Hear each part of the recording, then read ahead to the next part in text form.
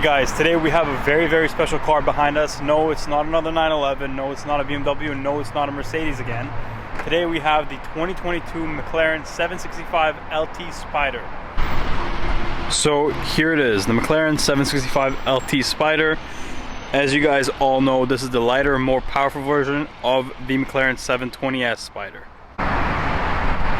For those of you who have a tough time telling between the 765 and the 720, you'll notice this carbon fiber front bumper. It's a completely different design than the regular McLaren 720S. Just a lot more kind of extended bits from the regular car, a lot more aero. If you look at the back, the wing looks a lot more aggressive. You have this carbon fiber diffuser, just the exhaust in the back. The car looks a lot more aggressive than the regular 720S. One thing that this car is not missing is 765 badges. You got one here, you have another one on the wheel, you have another one on the door sill, and you have another one right here that tells you which number your car is.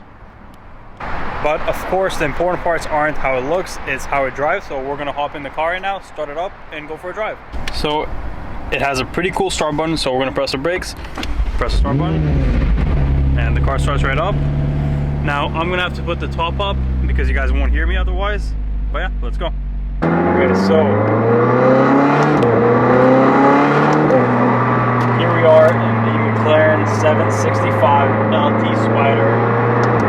We have the roof up because without it you would probably not be able to hear me very well. I mean, that was not even 3,000. That was like 3,800 RPM. That was nothing, and the car just flies. This thing is hypercar speeds. It's the first thing you notice about this car.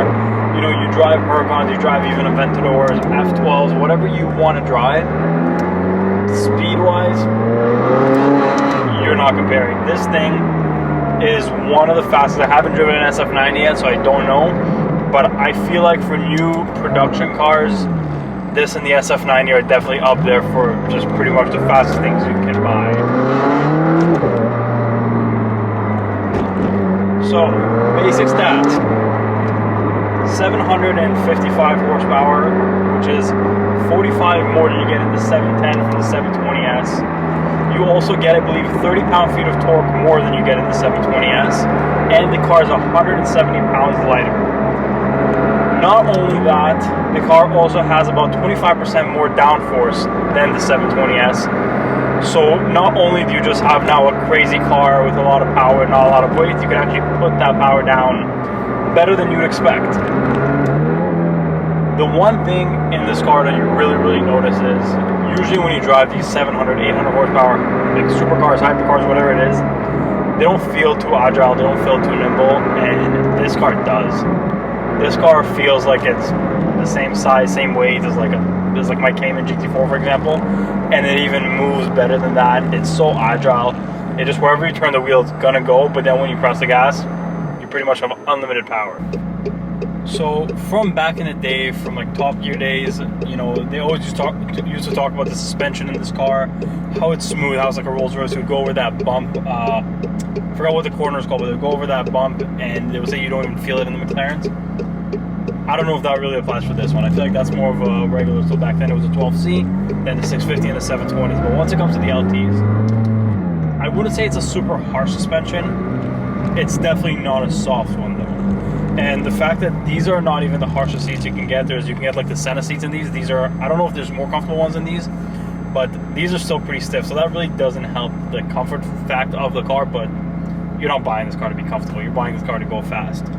And it feels like it was meant for that. Everything you look at, everything is just carbon fiber. It tells you just all your statistics, your tire temperature, everything you need to know to be able to track this car. And you just get a feeling you're in something special. I mean, the dash right now, when I'm driving it normally, I have the full display on where it shows me everything. If I press this button right here on the side, it will flip down so it doesn't block too much of my view, and I just see the essentials. I see what gear I'm in, see how fast I'm going, and I see what my RPM is. That's it. But press it again, and I'm back to seeing everything. So this car can kind of transform itself from being a road car to being a hardcore track car. Now that sound is freaking incredible, and it's due to a factory titanium exhaust to make the exhaust system lighter. So You just hear all these pops and everything when you drive it. Then you can switch it to track mode and everything just gets a lot more aggressive. Immediately you feel when you switch to track mode, the suspension just stiffens right up and everything just gets way more aggressive. Oh, it's like a whole different car. It's crazy. Now, obviously, everybody kind of knows there is some sort of reliability issues with these McLarens, and I think they are getting a little bit better over time. And it's usually nothing major. It's usually not any engine components. And from what I'm hearing recently, it hasn't been too much like transmissions and stuff like that. You know, like it was stupid stuff like today in the morning, the radio didn't work, but then later on it did work. So it's little bugs and glitches that they will get sorted out, and I don't think that should deter you from buying the car. I think the car is still great as it is, and again, you're not buying it for those little features. You kind of know what you're getting yourself into when you're buying a McLaren. But for what you're buying it for, the performance factor of it exceeds expectations more than I imagined. I mean, this is like Bugatti speeds. Turn in.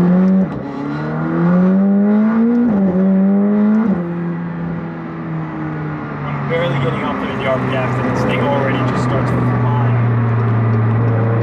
It is miles above any other supercar. You know, a GT2 RS is very, very fast, but this is significantly faster. So, other than speed, the other thing that this car has going for it, which to a lot of people that are buying these cars nowadays, honestly, it is more important, is the wow factor. The car has butterfly doors. It looks like a supercar. So the wow factor in this car really, I think, sells. I don't want to say fully sells on the car because the performance is like nothing else you can get. But it's a huge plus for the car that I think just makes it so much more attractive for buyers. When they're buying these cars, a lot of people want, they want people to know this car is worth, not far from $1 million, and some people aren't going to look to spend that on a GT2 RS because people will just think it's a 911. So even with comparables, people see a McLaren. A lot of people look at that as like a higher level than a Ferrari or a Lamborghini. So you get this wow factor, and honestly, it has it. I mean, the car looks incredible. It has these doors, has all the aero parts. I mean, the spoiler goes up and down. When you press the brakes, it goes up. It has all these crazy bits and pieces to make you know that you're driving something special. You're not driving a normal car that you just see all the time. And this has it even more than the 720S and the 720S Spider. The front bumper is more aggressive. You have a lot more carbon. They just added an extra 10-20% of like a cool factor to the already cool 720S.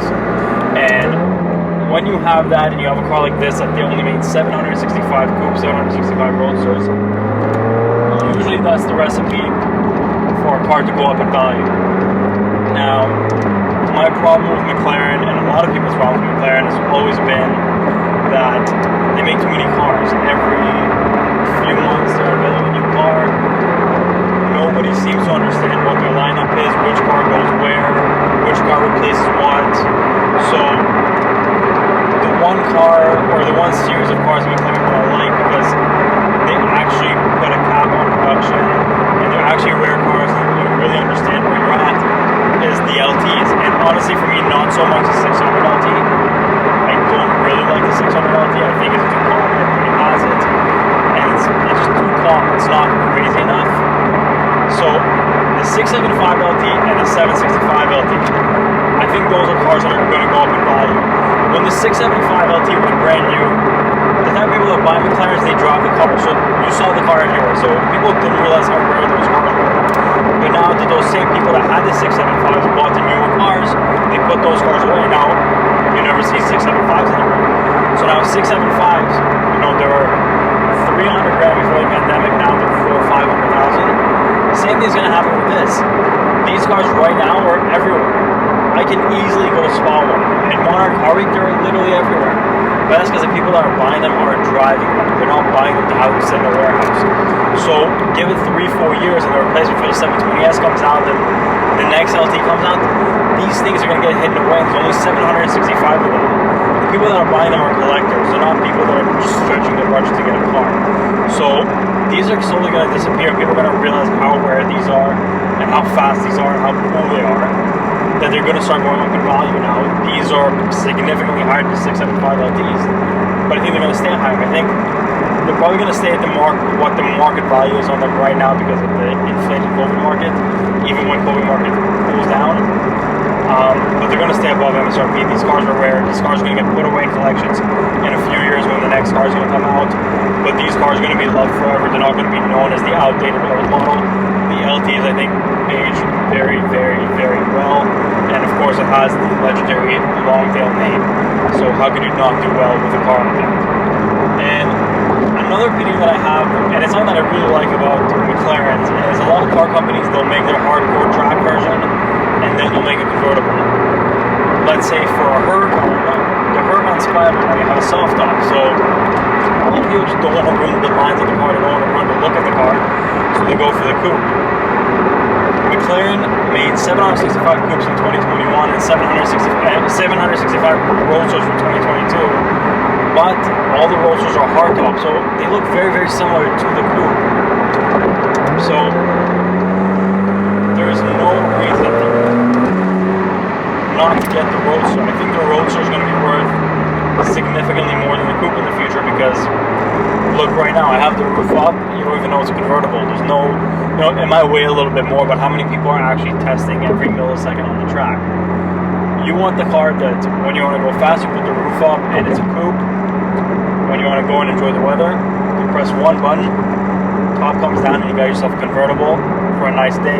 And even for a day like today, today's pretty chilly, it's mid-October, and with the roof down, you still don't get really cold because this car is so aerodynamic that all the air kind of goes around the cabin and you don't really feel it. And it got fully cut off by a Nissan Pathfinder.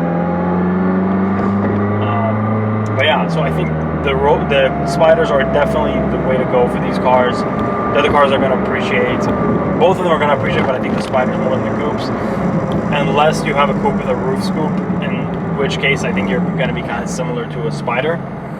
But, this car is pretty much perfect for anything you need, because if you put it in comfort mode, you can just drive it every day. It's not any harder to drive than a 488 or a Huracan, but once you put it in track mode, it's a hypercar fast. This is potentially the best bang for your buck car you can get on the market right now. The only thing is, you might need to do some warranty work here and there. The car, again, is not as reliable as a GT2 RS or as a Huracan or as an F8 or whatever it is that competes with it, but you get so much more in this car than you get in any other supercar. Honestly, with this car though, what it's made me realize is this is 755 horsepower. If the SF90 is faster, it actually feels significantly faster.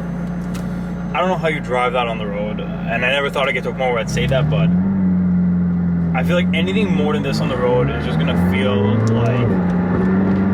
like unusable fast. I mean, this already feels like, for example, when you take these like Gallardos and you twin turbo them, or you heavily modify these GTRs and it just has a crazy amount of boost. This car feels like that from factory. Like, it just, the more you go, the harder it pulls. Like, what are they gonna do next? I mean, I feel like you don't really need a car that's faster than this. I mean, this is enough speed.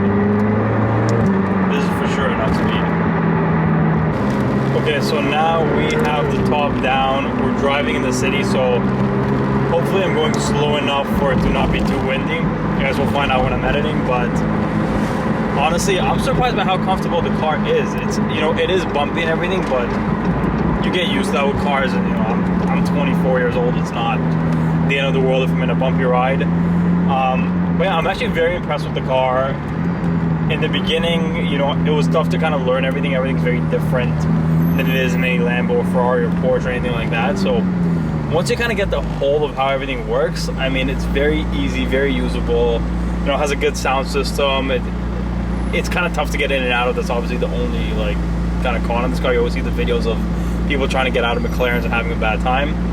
But honestly, I really like this car. I think it's just great value for money. You're pretty much getting hypercar performance for supercar money with this car, and especially nowadays where everything's $1 million and an SVJ is this. I mean, you can't compare this to an SVJ. An SVJ is, yeah, it's more drama and it's more this, but this is less than an SVJ. It's significantly faster. It's more rare, and I actually think weirdly it has more road presence. I've been driving it downtown now, and everybody pulls out their phones, everybody takes pictures. So it's kind of cool to have that kind of factor in a supercar. It's what you want in a car like this. But yeah, I'm really impressed with the car. They did a great job. I really like this LT line. I hope they don't oversaturate this line and they always keep the LTs as limited production cars. But I guess only time will tell for that. For now, that's about it. So I'll see you guys in the next video.